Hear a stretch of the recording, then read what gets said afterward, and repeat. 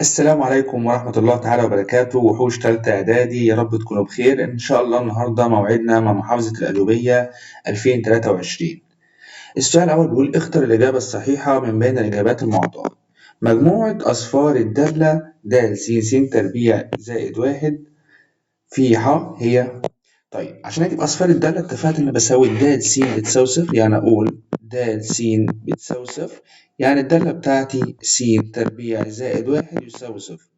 لو قلنا س تربيع تساوي سالب واحد واديت الواحد بعكس الإشارة، فهنا أجي آخد الجذر التربيعي. أنا عارف إن مفيش جذر تربيعي تحته سالب، ففي الحالة دي مجموع أصفار الدالة هي فاي، يبقى الاختيار د. السؤال التاني بيقول لي إذا كانت ألف جزء من فاء، يعني عندي ألف ده حدث جزء من المجموعة فاء اللي هي فضاء العينة لتجربة عشوائية، وكان لام ألف يعني احتمال ألف بيساوي واحد على تلاتة، فإن لام ألف شرطة، واتفقنا لام ألف شرطة دي المكملة. طيب القانون بتاعها بيقول واحد ناقص لام ألف، يعني هيكون واحد ناقص واحد على تلاتة هتساوي اتنين على تلاتة، يعني اختيار د. المستقيمان س ناقص تلاتة يساوي صفر وص بتساوي أربعة يتقاطعان في. طيب أقول له يتقاطعان فين يا مستر؟ طيب تيجي نجيب قيمة س هنا هتساوي كام؟ تلاتة، واديت التلاتة بعكس الإشارة، وهنا ص بتساوي أربعة. أنا عندي هنا السين تلاتة والصاد بأربعة زوج مرتب س موجب وصاد موجب. أنا عارف الإحداثيات بتاعتي، هنا س موجب وصاد موجب، يعني في الربع الهون في الربع الأول. طيب اللي إذا كان ألف وباء حدثين متنافيين من فضاء عينة لتجربة عشوائية، فإن احتمال ألف تقاطع باء. احتمال ألف تقاطع باء مادام قال لك احتمال، ففي الحالة ديت هنقول صفر. أما لو قال لك ألف تقاطع باء فقط فدي هتكون فاي. ركز في الاتنين دول عشان مهمة جدا. السؤال الخامس برضو سؤال سهل، يقول لي إذا كان س لا تساوي صفر، فإن تلاتة س على س تربيع زائد خمسة على س وس تربيع زائد خمسة دي عملية قسمة، فبحولها لعملية ضرب. فتعال نحلها، مسألة سهلة جدا. تلاتة س على س تربيع زائد خمسة، الضرب يتحول فيه وتقلب الكسر، س تربيع زائد خمسة على س. هنا أقدر أطير المقام مع المقام، هيتفضل لي وبرضو عندي س مع س، هيتفضل لي قيمتها كام؟ تلاتة، وده الاختيار د. طيب هنا أقدر أقول برضو إن قيمة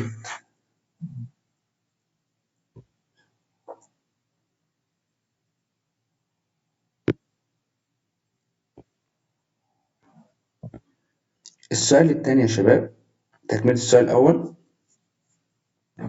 هنا بيقول لي مجال نون س ناقص واحد على س. ما بجيب مجال ببص دايما على المقام وأجيب أصفار المقام. أصفار المقام عندي هنا س تساوي صفر، يعني المجال بتاعي فرق المجموعة كام؟ صفر، وده الاختيار ج. نيجي للسؤال التاني. ألف، طبعا عارفين كل الأسئلة عبارة عن ألف وباء. السؤال الأول بيقول لي أوجد في ح مجموعة الحل للمعادلة س تربيع ناقص س ناقص 4 يساوي صفر باستخدام القانون العام، وركز في الجزئية دي. ما دام قال لك باستخدام القانون العام يبقى لازم تستخدم القانون العام، وخد بالك عشان ما ينقصكش، قال لك مقربا الناتج لأقرب رقمين عشريين.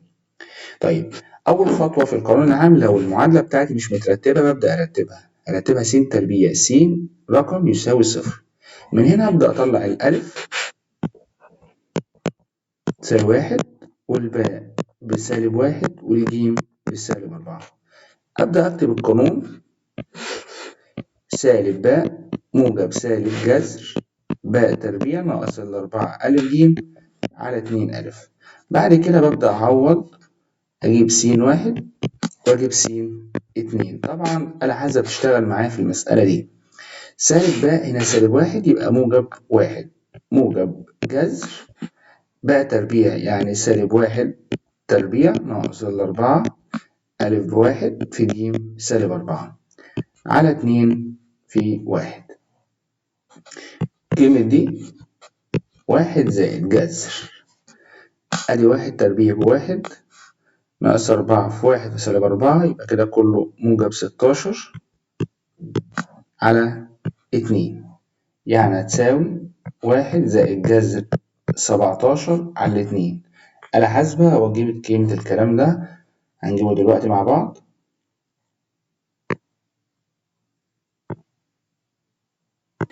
كده جبنا القيمة طلعت 2,561 من 1000. أبدأ أقرب القيمة بتاعتي لأقرب رقمين عشريين، يعني أشوف الرقم التالت اللي هو الجزء من 1000 هيدي الجزء من 100 كام؟ الواحد رقم بخيل فميديهاش حاجة فتبقى 2 5 6. طيب أبدأ أجيب س 2. خلاص أنا عرفت إن س 1 التعويض نفس الفكرة، والناتج بتاعك س 2 هيساوي كام؟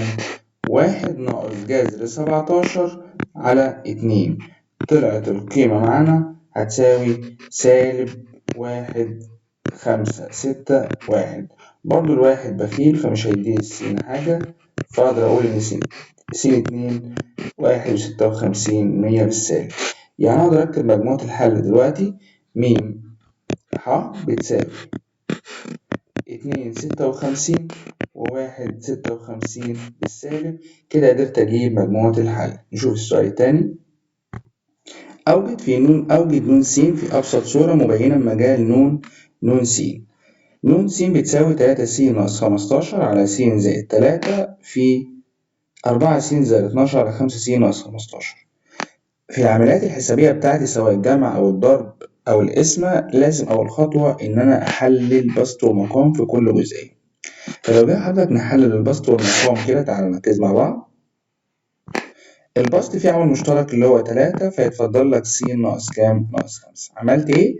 قسمت 3 س على 3، 3 على 3 راحت فاضل لي الس ناقص نزلت 15 على 3 فيها ال5.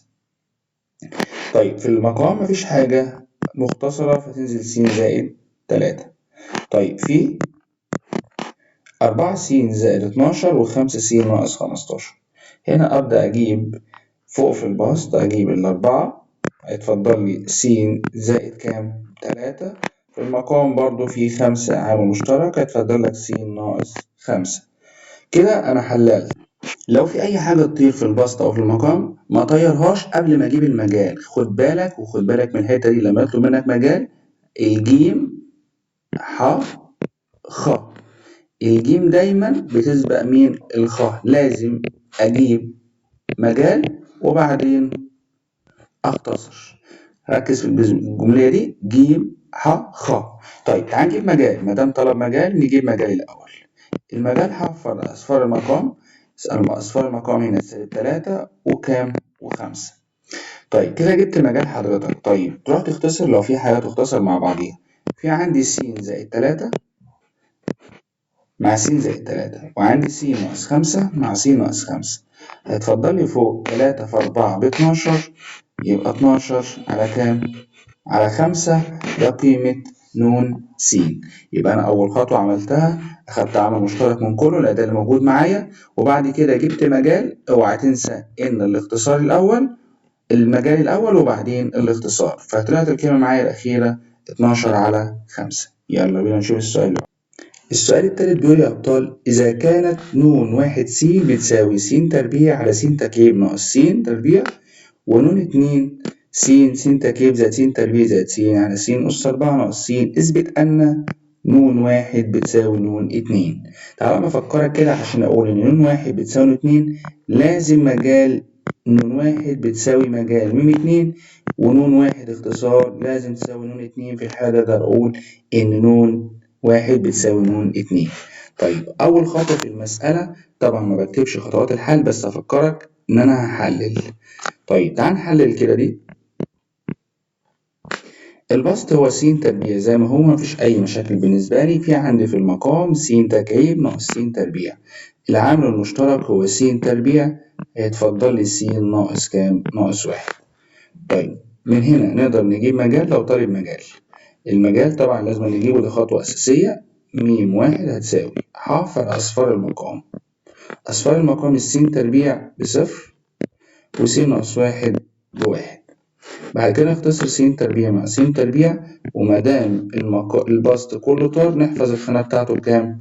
بواحد على س ناقص 1.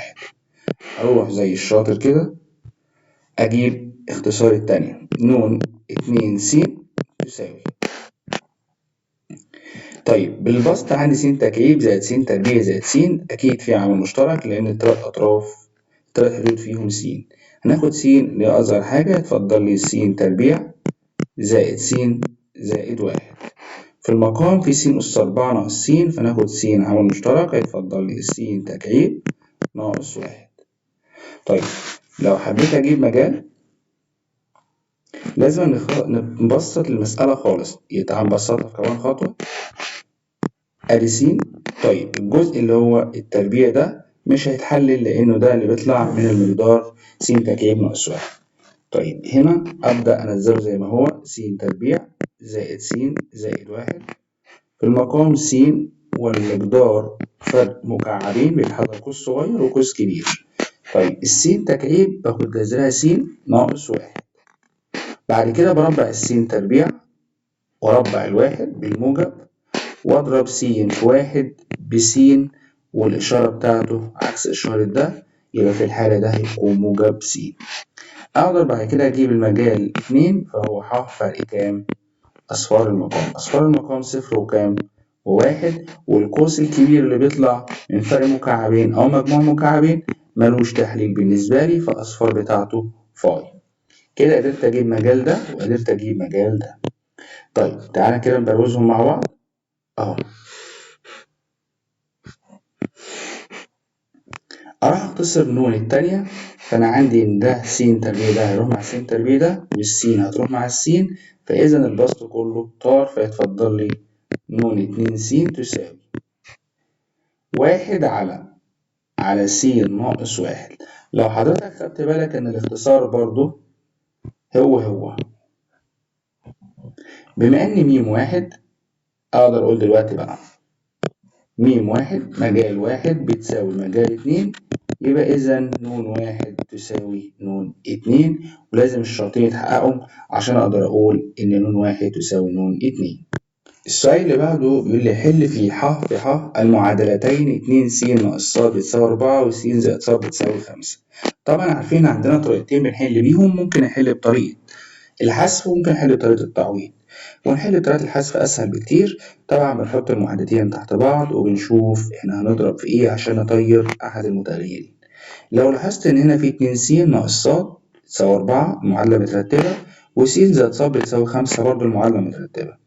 مادام ص هنا بالسالب وص هنا بالموجب، فأنت ممكن متضربش في أي حاجة وتحط المعادلتين فوق بعض على طول زي ما أنت هتشوف كده أهو. 2 س ناقص ص تساوي 4 وتحتها على طول س زائد ص بتساوي 5، وبالجمع المعادلتين على طول إن سالب ص هيروح مع موجب ص، يبقى 3 س تساوي كام؟ 9. نقسم على معامل س راحت مع بعض، بقى قيمة س هنا 9 على 3 فيها 3. معايا وحوش كده قدرت أجيب قيمة س. أروح أعوض في أي معادلة فيهم، أعوض في المعادلة رقم 2 اللي هي السهلة دي، فأقول 3 زائد ص تساوي 5 وأدي 3 بعكس الإشارة، يبقى ص بتساوي 5 ناقص 3 يعني ص تساوي 2.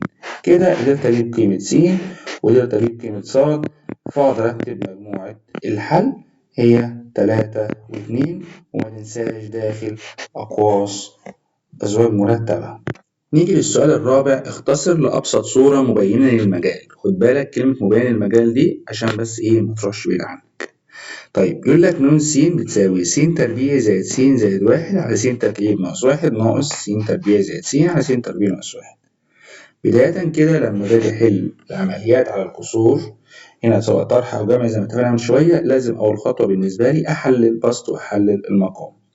لو جيت تبص على البسط هنا هتلاقي س تربيع زائد س زائد 1 ده المقدار اللي بيطلع من المقدار الثلاثي فما بيتحللش. طيب يا مستر في الحالة دي ده ما بيتحللش أعمل إيه؟ ركز معايا، هنزله زي ما هو س تربيع زائد س زائد 1. جميل. طب تحت في المقام في عندك مقدار فرق مكعبين بيتحلل س ناقص 1 وس تربيع زائد س زائد 1 ناقص البسط فيه س عامل مشترك، هيتفضل لك س ناقص س زائد واحد. المقام قوسين س ناقص واحد وس زائد واحد. مادام طلب المجال يبقى حضرتك لازم تجيب المجال بتاعك، والمجال هو حفر أصفار المقامين. يبقى المجال حفر من هنا نقول واحد، وهنا ملوش أصفار، وهنا برضو واحد وسالب واحد، ما بكررش الرقم. بعد كده هنيجي نصفي المسألة بتاعتنا س تربيع زائد س زائد واحد وس تربيع زائد س زائد واحد، هتفضل لك من هنا واحد على س ناقص واحد ناقص تنزل، وبرضه هنا س زائد واحد مع س زائد واحد هيفضل لك س على س ناقص واحد. طيب أبدأ أصفي المسألة بتاعتي إزاي؟ لقيت إن المقام هنا متوحد، فتقدر حضرتك تقول لي إيه؟ إن س ناقص واحد ناخد منها واحدة س ناقص واحد، وفوق واحد ناقص س، أبدأ أجمعهم مع بعض. لو عايز إن أنا البسط يبقى زي المقام خد سالب عامل مشترك، هيتفضل لك س ناقص واحد وتحت س ناقص واحد، راحوا مع بعض يبقى الناتج الأخير سالب واحد. يبقى أول خطوة بالنسبة لي أنا عملت إيه؟ أنا حللت البسط في الكسر الأول ما اتحللش، المقام فرق مكعبين حللته عالي قوس صغير وقوس كبير، هناك في البسط خدنا عامل مشترك، وتحت حللنا فرق مربعين. جبنا أول خطوة المجال، ما تنساش الجيم قبل مين؟ الخاء. بعد كده اختصرت، بعد كده عملت العملية الحسابية بتاعتي اللي هي الطرح. السؤال الخامس يا شباب: ألف إذا كان ألف وباء حدثين من فضاء العينة لتجربة عشوائية، وكان لام ألف ب2/10 ولام باء ب5/10 ولام ألف اتحاد باء بتساوي 1/10. أوجد، عايز اتحاد وعايز الفرق. طيب احنا عارفين الاتحاد يا مستر القانون بتاعه سهل جدا، ده عبارة عن مجموع الحدثين لام الألف زائد لام باء ناقص مين؟ التقاطع. طب ما نطبق في الكلام ده، لما أطبق في التقاطع أدي لام ألف بكام؟ ب2/10 زائد لام باء 5/10 ناقص التقاطع 1/10، يعني 7/10 ناقص 1/10 6/10. كده أنا قدرت أجيب مين؟ اتحاد. طيب الجزء التاني اللي هو لام ألف فرق باء، يعني عايز ألف وعدم وقوع باء، ده بيساوي لام الألف ناقص التقاطع. طب ما هو لام ألف معايا ب2/10 والتقاطع معايا ب1/10، يبقى إذا الفرق ب1/10. يبقى كل اللي عليك بس إنك لو أنت حافظ القانون تعويض مباشر خلاص السؤال بتاعك. طيب باء مستطيل طوله يزيد عن عرضه، هنا لازم تفرض. روح قايل بفرض أن العرض هو س. طيب نقرأ سؤالنا بقى، طوله بيزيد عن عرضه بمقدار 4، يبقى لو العرض س يبقى الطول بيزيد بمقدار 4، يعني س زائد كام؟ 4. إذا كان المحيط بيساوي 28 أوجد مساحة المستطيل، يعني كده عايز أجيب الطول بكام وعايز العرض بكام. خلاص المحيط بيساوي الطول زائد العرض الكل في 2. المحيط قال لي ب28، طب ما الطول معاك بكام؟ بالس زائد ال4 زائد العرض س كله في 2. ما تيجي نقسم على 2 عشان نخلص من دي في الطرفين. فلما قسمت على 2 حضرتك بقت 28 على 2 فيها ال14 تساوي س زائد 4 زائد س، يعني 2 س زائد كام؟ 4. وأدي ال4 بعكس الإشارة يبقى 14 ناقص ال4 بيساوي 2 س، يعني 10 بيساوي 2 س. يعني أقدر أقول دلوقتي بالقسم على 2 وعلى 2 فقيمة السين من هنا طلعت بكام؟ ب5. يعني كده أقدر أقول إن العرض بيساوي 5، يبقى إذا الطول كان س زائد ال4، يعني 5 زائد ال4 تساوي كام؟ 9. يعني أقدر أقول المساحة تساوي الطول في العرض. الطول معايا ب9 في العرض 5 في 9 45 سنتيمتر مربع أو وحدة مربعة. كده يا شباب نكون خلصنا محافظة الدقهلية في الجبر 2023. أرجو أكون استفدتم، والسلام عليكم ورحمة الله تعالى وبركاته. ما تنساش الشير واللايك عشان تدعمنا وننزل كل جديد.